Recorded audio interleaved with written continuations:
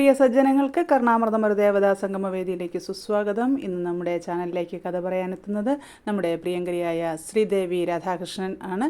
ശ്രീദേവി ജിയെ ഞാൻ സ്നേഹത്തോടെ ആദരവോടെ ഈ വേദിയിലേക്ക് കഥ പറയുന്നതിന് വേണ്ടി ക്ഷണിച്ചുകൊള്ളുന്നു. എല്ലാ പ്രിയമിത്രങ്ങളും കഥ കേൾക്കണം. ഇഷ്ടപ്പെട്ടെങ്കിൽ ലൈക്ക് ചെയ്യണം. നിങ്ങളുടെ വിലയേറിയ അഭിപ്രായങ്ങൾ കമൻറ്റ് ബോക്സിൽ രേഖപ്പെടുത്തണം. അപ്പോൾ ശ്രീദേവി ജി നമുക്കായി കഥ പറയാൻ ആരംഭിക്കുകയാണ്. ഹരേ കൃഷ്ണ. കർണാമൃതം ഒരു ദേവതാ സംഗമവേദി എന്ന പരിപാടിയിലേക്ക് ഒരു കഥ പറയാൻ എന്നെ ക്ഷണിച്ച നമ്മുടെ ഏവരുടെയും പ്രിയങ്കരിയായ മിനി മുരളീജിക്ക് നന്ദിയും സ്നേഹവും അറിയിച്ചുകൊണ്ട് നാമം ജാതകത്തെ ജയിക്കും എന്ന കഥ ഇവിടെ അവതരിപ്പിക്കുകയാണ് ഞാൻ, ശ്രീദേവി രാധാകൃഷ്ണൻ. എല്ലാ കുടുംബമിത്രങ്ങൾക്കും ഈ കഥയിലേക്ക് സുസ്വാഗതം. ജാതകം മനുഷ്യരുടെ ഭാവി സൂചകമാണെന്ന് നമ്മിൽ പലരും ഉറച്ചു വിശ്വസിക്കുന്നുണ്ട്. പലർക്കും അത്തരം അനുഭവങ്ങൾ ഉണ്ടായിട്ടുമുണ്ട്, അല്ലേ? പൂർവ്വ കർമ്മങ്ങൾക്കനുസരിച്ചാണ് ഗ്രഹങ്ങൾ ഒരു ജീവന്റെ ജനന സമയത്ത് പല രീതിയിൽ സംയോഗം ചെയ്യുന്നത്. ഉത്തർപ്രദേശിലെ രാജാപൂരിൽ 1532 ആത്മാറാം ദുബെ എന്ന തുളസി ദുബെ ദമ്പതികൾക്ക് ഒരു ആൺകുഞ്ഞു പിറന്നു. ഈ കർമ്മലോകത്ത് വന്നു പിറക്കുന്ന സാധാരണ കുഞ്ഞുങ്ങളെല്ലാം ജീവന്റെ കർമ്മഗതിയോർത്ത് അലറി കരയുകയാണല്ലോ പതിവ്. എന്നാൽ ഈ ദുബെ ദമ്പതികളുടെ കുഞ്ഞ് രാമ രാമ എന്ന നാമം ഉച്ചരിച്ചുകൊണ്ടാണ് പിറന്നത്. ഈ അസാധാരണമായ ചെയ്തി കാരണം ആ കുഞ്ഞിന് രാംബോല എന്ന് നാമകരണവും ചെയ്തു. പക്ഷെ കുഞ്ഞിന്റെ ജാതകപ്രകാരം വളരെ മോശപ്പെട്ട ഗ്രഹനിലയിലാണ് ജനനം. അഭുക്ത മൂലം എന്ന ഗ്രഹസംയോഗമുള്ള സമയത്താണ് ഈ കുട്ടി ജനിച്ചത്. അതിന്റെ ഫലം പിതാവിന്റെ മരണമാണത്രേ.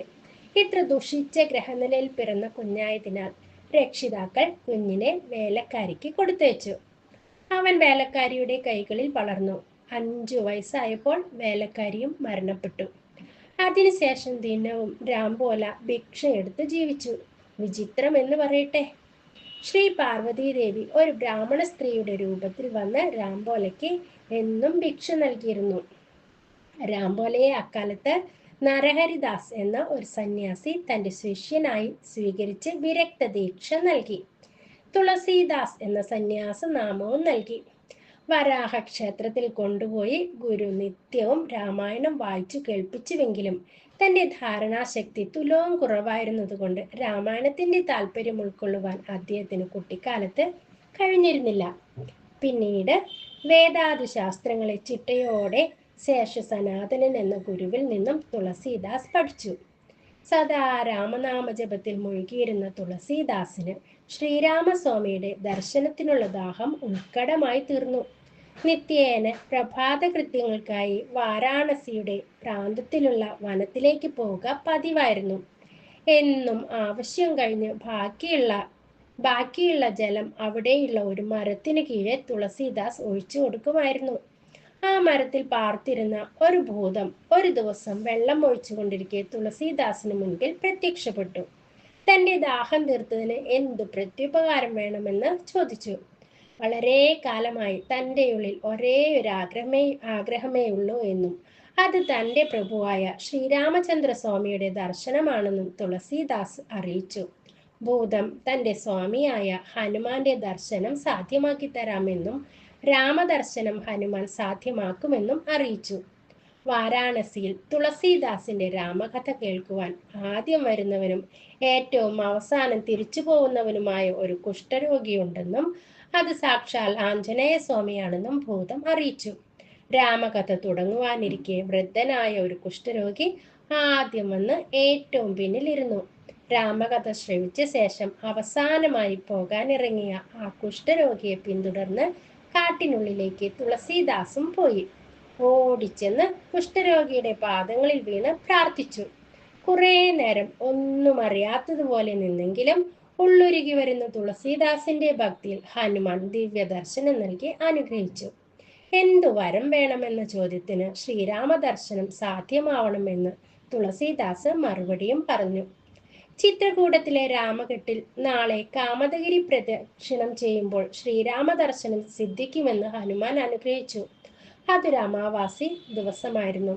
ഗിരി പ്രദക്ഷിണം ചെയ്തുകൊണ്ടിരിക്കവേ പെട്ടെന്ന് തൻ്റെ അരികിലൂടെ 2 കുതിരകളിൽ പച്ച നിറത്തിലുള്ള പട്ടു വസ്ത്രങ്ങൾ അണിഞ്ഞ് രാജകുമാരന്മാരെന്ന് തോന്നിക്കുന്ന 2 യുവാക്കൾ സവാരി ചെയ്തു പോകുന്നത് തുളസീദാസ് കണ്ടു. അതിലൊരാൾ കറുത്തവനും മറ്റേയാൾ വെളുത്തവനുമായിരുന്നു. ഒരു നോക്ക് കണ്ടെങ്കിലും പ്രത്യേകമായി ഒന്നും തോന്നാത്തതിനാൽ കണ്ണ് താഴ്ത്തി നടന്നു തുളസീദാസ്. അല്പം കഴിഞ്ഞ് ഹനുമാൻ പ്രത്യക്ഷമായി ചോദിച്ചു, രാമലക്ഷ്മണന്മാരെ കണ്ടുവോ? അവർ കുതിരപ്പുറത്തേറി സവാരി ചെയ്യുന്നത് കണ്ടുവോ? അബദ്ധം പിണഞ്ഞത് മനസ്സിലാക്കി ഒരുപാട് പരിതപിച്ച് തുളസീദാസ്. പിൽക്കാലത്ത് തന്റെ ഗീതാവലിയിൽ ഈ സംഭവം പരാമർശിക്കുന്ന കൂട്ടത്തിൽ സ്വന്തം കണ്ണുകൾ ശത്രുക്കളായി തീർന്നു എന്നെഴുതി ആ പരമഭക്തൻ. നമ്മിൽ പലരും അങ്ങനെയാണല്ലേ? എത്ര തവണ നമ്മുടെ കണ്ണുകൾ നമ്മെ ചതിച്ചിരിക്കാം. ഏതായാലും ഒരിക്കൽ കൂടെ ദർശനം അനുവദിക്കണമെന്ന് തുളസീദാസ് ഹനുമാനോട് കേണ് പ്രാർത്ഥിച്ചു. ഹനുമാൻ അനുഗ്രഹിച്ചു. ഏതാനും നാൾ കഴിഞ്ഞ് ചന്ദനം അരച്ചുകൊണ്ടിരുന്ന തുളസീദാസിനരികിൽ ഒരു കുട്ടി വന്ന് അല്പം ചന്ദനം തരുമോ എന്ന് ചോദിച്ചു.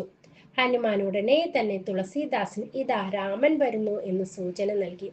ഭക്തിയിൽ മതിമറന്ന് കണ്ണീരണിഞ്ഞ് കുട്ടിരാമനെ നോക്കിയിരുന്നു പോയി തുളസീദാസ്. ഇത് കണ്ട രാമൻ സ്വയം ചന്ദനക്കൂറി അണിഞ്ഞ ശേഷം തുളസീദാസിന് തിലകമണിയിച്ച ശേഷം പറഞ്ഞു.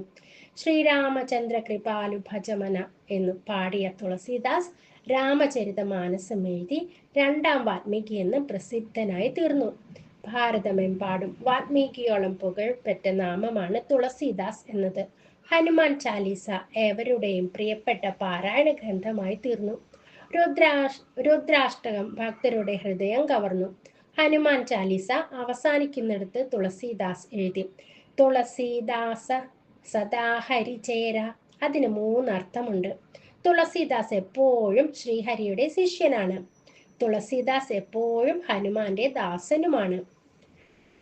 തുളസീദാസ് എന്നും നരഹരിദാസിന്റെ, അതായത് ദീക്ഷാഗുരുവിന്റെ ശിഷ്യനാണ്. നോക്കൂ, നമ്മുടെ ജാതകം ഏതു കൊടിയ അപകടത്തെയും സൂചിപ്പിച്ചു കൊള്ളട്ടെ. രാമനാമം നമ്മെ അതിൽ നിന്നെല്ലാം മോചിപ്പിച്ച് അത്യുന്നത വിജയം സമ്മാനിക്കുമെന്നതിന് സന്ത് തുളസീദാസിന്റെ ജീവിതം നമുക്ക് എന്നെന്നും പാഠമായിരിക്കട്ടെ. ജയ് സീതാറാം. ഹരേ കൃഷ്ണ.